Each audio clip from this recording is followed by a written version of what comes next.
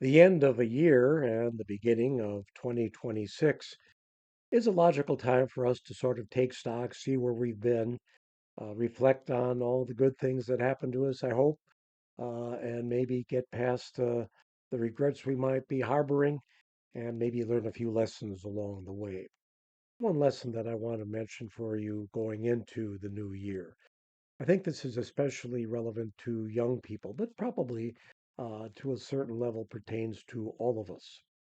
We are, of course, subject to influence, and we need to be influenced. That's how we learn. That's how we convince each other of things that we might want to try and that we grow by. It helps us to become more interesting people and to enjoy more interesting um, occasions. But, and there is a big one here that I want to mention, and that is the cynicism that envelops our society. We are told that the world is in big, big trouble because of global warming, for example. I'm not here to minimize that threat. It is possible that it is maybe even as bad as some think it is. I doubt it, though. And one of the reasons that I do is because science always keeps an open mind, realizing that it may not have all the answers or all the information it needs to draw useful conclusions. Certainly, that is the case when it comes to that topic of global warming. When something like that becomes an occasion for people to decide they really don't want to get into relationships, they don't want to plan much for their future, they don't want to have children, all because the world is going to be going anyway or isn't worth living in. That's a really tragic mindset, and I hope that you don't entertain it.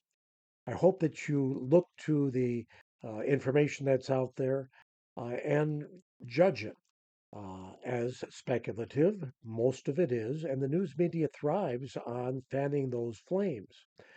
The instant communication that we have with those little computers called cell phones that we carry around with us are constantly bombarding us with new influences. How's my hair? Well, that's an easy one for me. There isn't much of it. But what I'm getting at is how can we allow others to paint a picture for us? What it is that makes us confident, what it is that makes us desirable. They can't do that. And whether it's advertising or any other information vehicle that is trying to convince you that you are something other than what you are, you don't have to accept it. And indeed, you should not. You shouldn't make decisions based on other people's dire predictions. They don't know.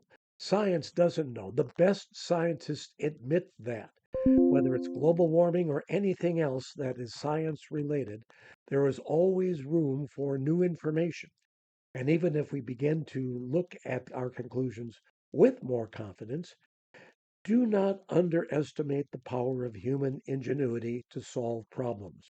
In every age, there have been threats, and in every age, we have answered those threats and we have thrived.